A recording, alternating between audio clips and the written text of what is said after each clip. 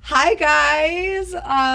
We decided to start a podcast. Again, round two because But the you first don't know one that. didn't work out. Well, Yeah, so the first one I was talking a little too much smack, to be completely so honest. this podcast, I'm just gonna close Maddie's mouth the whole time.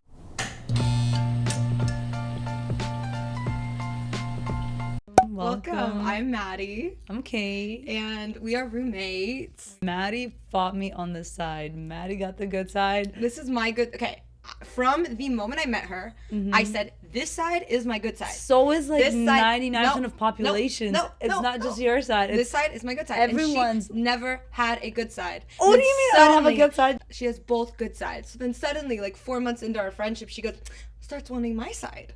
That's not your And side. I said, dude, is girls- it left and right, or is it right and Maddie's side? All I'm saying is if you have a better side, like this side for me, like wouldn't For you be me a good too. friend? No, you just said What do you camera, mean? You're gonna cut this. 2 hours later.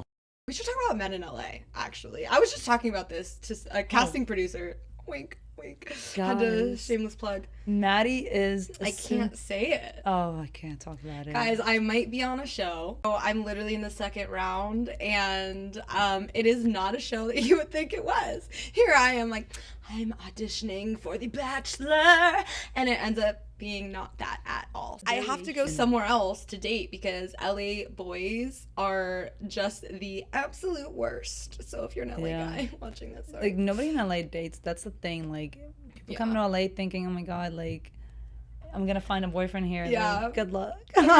What's more scarring is I have waited to be on Raya for like 2 motherfucking years, and girls that are my friends are just one by one getting on this app, my guy friends, and I continue to just sit there and be like, give me a referral, like fucking desperate because Bumble and Hinge are just not working out. Guys, if you know somebody in tech support who works for Raya, please Give me a ring, give me a comment, call and, Maddie. give me a referral. No, I'm just kidding. Please help them to get Maddie on I'm Raya kidding. because she's been trying to get on it for as long as I've known her. Guys, for those who are watching don't know, Raya is this app that's like meant for like dating celebrities and like famous people, I guess. So there is a waiting list, especially for girls. It's really get on. competitive. And 2 years later, I'm still Waiting. waiting. I'd like to say that I'm like number 5 on the waiting list and I'm almost there. I say that every time. Like 500,000, yeah. You always hear like crazy stories like Jaden Smith's on there, like Maluma was on there. Ben Affleck, remember that Affleck gate where like before he found Jen Lopez again, like he was on Raya messaging this girl and she basically, you have to sign that basically that you'll keep it a secret and never screenshot, you can't do any of that stuff. And she ended up going on like TikTok and explaining everything and who she's matched with and the guys that are the creeps. And Really? Yeah. She exposed Raya basically. She's been banned from it. But Damn. yeah. At what cost? Like, I know, I'm like, damn girl, you fucked up. that's a cool way to go out though. She's like, yeah, I got banned because I exposed the truth. I feel like she's just looking for clout again. Yeah, but it's better than never getting on there. Yeah. As I'm bumping up on the wait list, just trying to. Hey, you know what? She got banned. Yeah, that means you moved up, Maddie. So dating has been pretty difficult. Because the boys are I like put them in 2 categories. They're either frat bros from the west side or they're club rats from this club rat side. That's the best way to put it. Like, either they go out, they party, they drink, they don't want a relationship, or they don't live in LA. I'm like, Okay, what's your experience? I'm curious. yeah, like dating in LA, is awful. Like, I thought it was bad in Florida because there's a bunch of old people. Then I come to LA and it's 10 times worse. The one weird thing I noticed in LA that we definitely don't really have in Florida is the whole like sugar baby culture. Yeah. Like, that is huge in LA. Like, Yeah. like every girl who is like in her early 20s who's posting pics of her going out to eat on the boats, private jets, she most likely has a sugar daddy. Yeah, I would say LA and New York are like the epicenter for that whole baby sugar daddy relationship. And it's so casual and so normal. One time there was a dude and he offered me $50,000 to go on a cruise with him. Yeah. And that was insane amount of money. And I mean, obviously I had to say no.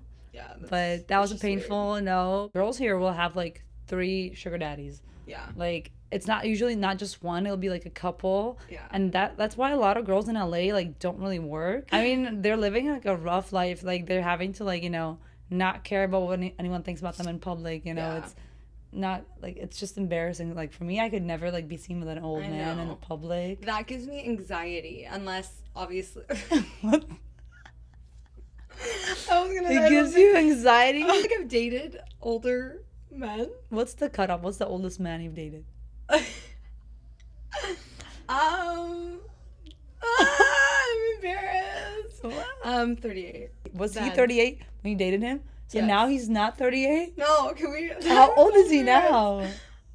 Like 40? 40? Ew. Yeah, I can't. A zaddy? We went to New York like a month ago. So one of the times I went out and there was this guy, and I had known him because he was one of my friends of a friend.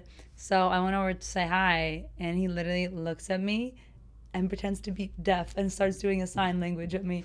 And I'm like, dude. That's funny. Do you think it's because he just didn't want to speak to you?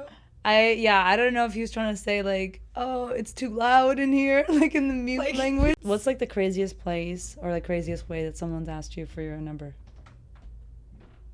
I don't really get asked for my number. In LA, they always ask for Instagram. They always look and see how many followers you have. They always ask. In front of you. In front of you. I hate when they pull up your Instagram in front of you and they'll start scrolling. And like looking at your stuff. In front of you. They're like, this you? No way. This you in Cabo? Facetune, who's she?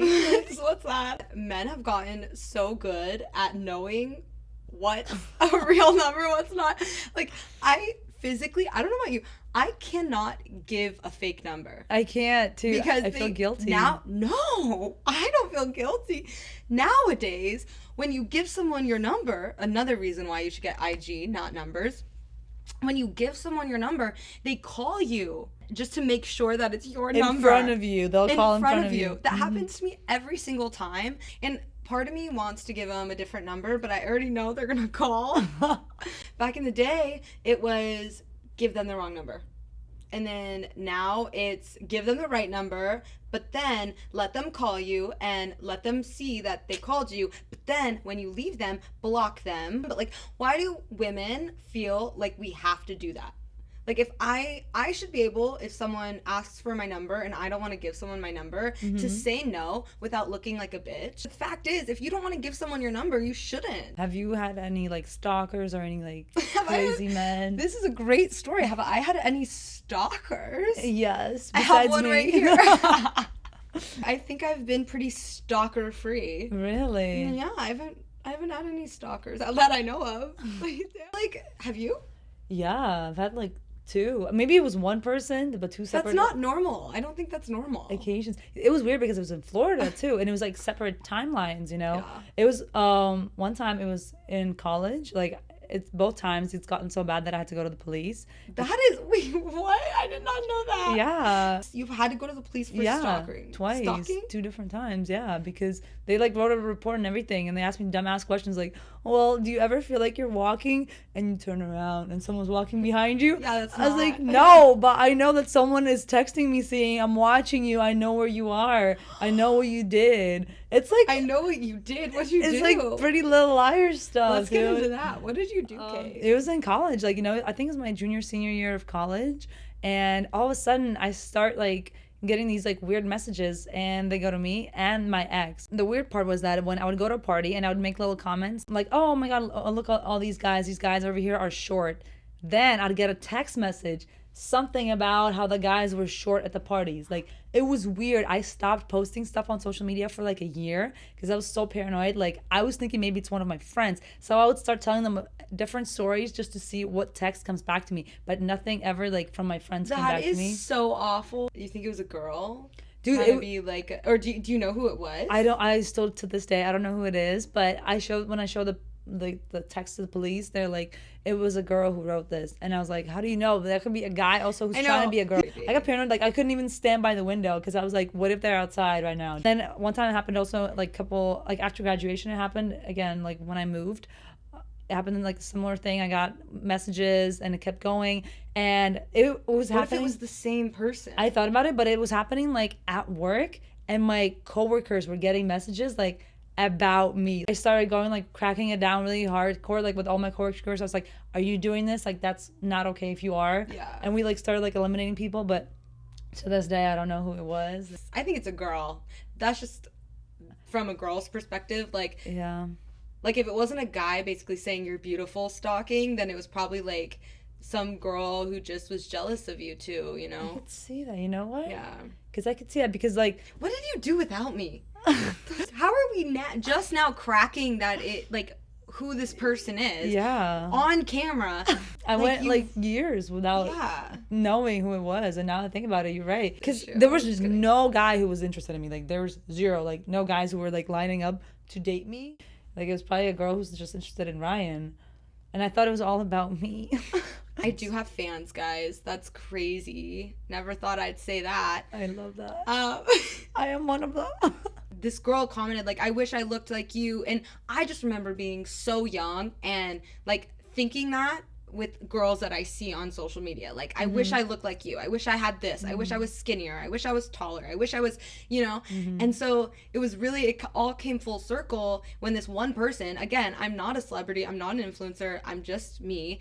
And this one girl, like, I could have helped, like, I helped her and was just like, hey, like, you're gorgeous just the way you are. Like, don't stop doing that. Like, don't put yourself down, you know. Exactly. Like, you're beautiful.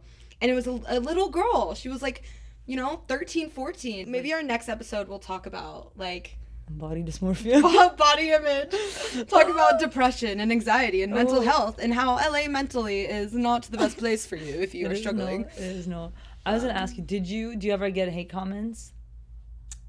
I think we both know, yes, but I feel like you get worse hate comments than me. Yeah. Wait, how did you know that I get hate comments? I'm the one doing that. No, I'm just kidding. I wholeheartedly I watch everything she does. I look at all her stuff, and she does the same for me. Oh. And so I do see the comments, and I will say she does get a lot more hate comments. Haters make us famous, so who cares? They're funny to me, because most of the time, they're hilarious. Like, some of the ones I've gotten was like, the first one I'll never forget it because it's the first one. It's like, you look like you eat out of a cat litter. I thought you were gonna say something totally different. You look like you eat ass. I mean, I haven't gotten that one yet, but if you want to go comment that, please be my guest. Go on ahead. Another one is like, forehead, that I have a big ass forehead. Which is crazy because you have a normal forehead. Oh, thank you. It's okay. You don't have to lie. None of them like have hit yet. Like hit hard? Yeah, because it's like all, like, I think they're funny. Like, sometimes I'll go like, I'm like, yeah, you're right. I have a big ass forehead. Like, so big you can, like, the planes can take off of it, bro. Like, like, I could not look at the hate comments. Like, it was really rough. And really? And you know me though. I don't know what that's like. Like, people always say that. I'm a sensitive ass person. Okay. Like, you know, especially when you like have gone through your own like mental health journey your entire life, of course. And then you do something and it goes viral, and you get hate comments after hate comments after hate comments. Like the whole "you're mid." What does mid mean? Mid. So mid is like a Gen Z term, and it's basically saying you're mid, meaning you're not pretty and you're not ugly. You're just like mid. I'm gonna start using that. No, it did sting, and now it's been a couple years, and now I'm just like, cool. Like, so what? I love them. I don't know why. To me, she thrives off. I do. That's how I feel like you've made it. Is when you get hate comments, because at first when you start putting your stuff out on social media, everyone's gonna be nice and supportive because it's all gonna be only your friends that are gonna see it. But when you like make it big, when you're like breaking out of that close circle, like that's when people are attacking you because they see you succeed. Yeah. I don't know. I think like I love it that you took the time right to think about me in the first place, to comment, you know. Yeah. And now it's funny because it's like you've never met this person. So user 58453698212 whatever.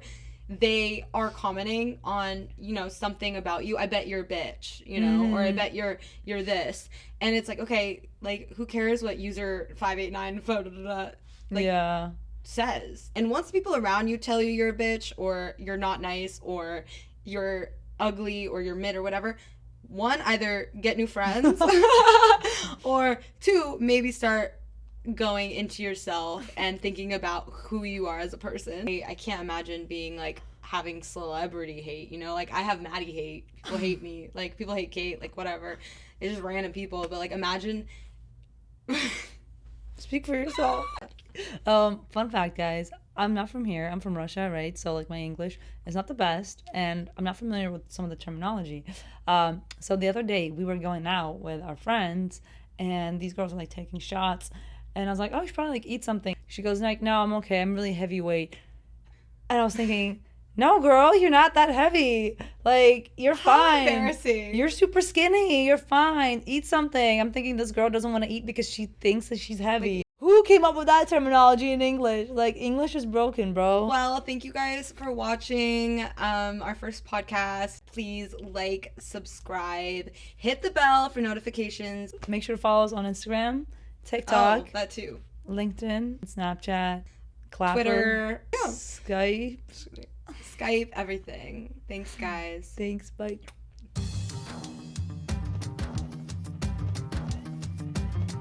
Dunces.